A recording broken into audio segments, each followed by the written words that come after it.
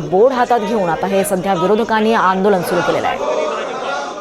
आज अर्थसंकल्पीय अधिवेशनाचा तिसरा दिवस आहे आणि या दरम्यान आता त्याआधीच विरोधकांनी आंदोलन सुरू केलेलं आहे। आपण पाहतोय अंबादास दानवे, विजय वडेट्टीवार हे हातात वेगवेगळे बोर्ड घेऊन, मागण्यांचे बोर्ड घेऊन हे आंदोलन करतायत।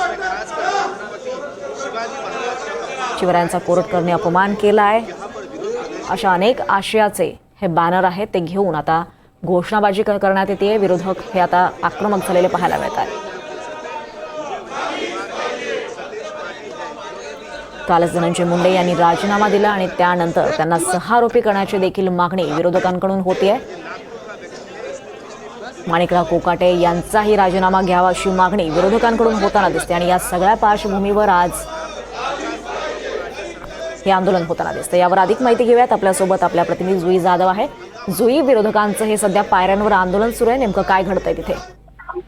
अगदीच आपण पाहतोय अर्थसंकल्पीय अधिवेशनाचा आजचा तिसरा दिवस आहे। पहिले 2 दिवस राजीनाम्याच्या मागणीसाठी गेले आणि त्या लाखेरी धनंजय मुंडेचा राजीनामा घेतला गेला आहे। मात्र आज पायऱ्यांवर आंदोलन करत आहे। छत्रपती शिवाजी महाराजांच्या स्वाभिमानासाठी कोश्यारी ते कोरट आणि सोलापूरवर अशा घोषणा आहेत। म्हणजे छत्रपती शिवाजी महाराजांचा काही अपमान केला जात होता, त्या अपमानाचा निषेध करण्यासाठी हे पायऱ्यांवर आंदोलन महाविकास आघाडीकडून केलं जात। आपण पाहतोय की हातामध्ये बॅनर आहे आणि भगवी टोपी प्रत्येकाच्या डोक्यावर आहे, त्यामुळे भगवणारी आंदोलन आंदोलन पायऱ्यांवर केलं जात आहे। आपण छत्रपती शिवाजी अपमान विशेष म्हणजे जात आहे, कारण का सरकारमध्ये मुख्य भाजपा, त्यामुळे भाजपला इथे टाकलं जात आहे। असे की घोषणाबाजी देऊन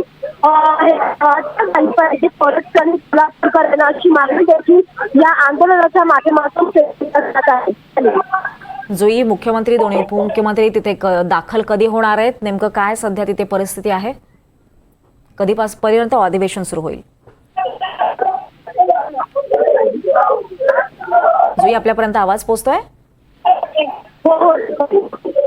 जुई, मुख्यमंत्री, दोन्ही उपमुख्यमंत्री हे कधीपर्यंत तिथे पोहोचतील? साधारण काय अपडेट्स कळतायत?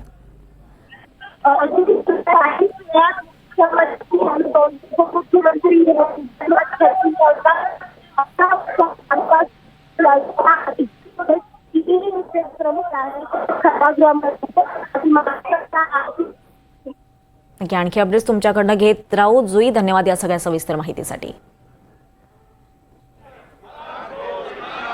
आपण इथे एक दृश्य पाहतोय, विधान भवनातली विरोधकांकडून आता वेगवेगळ्या मागण्यांचे बॅनर हे हातात घेतले जाऊन आंदोलन केलं जात आहे।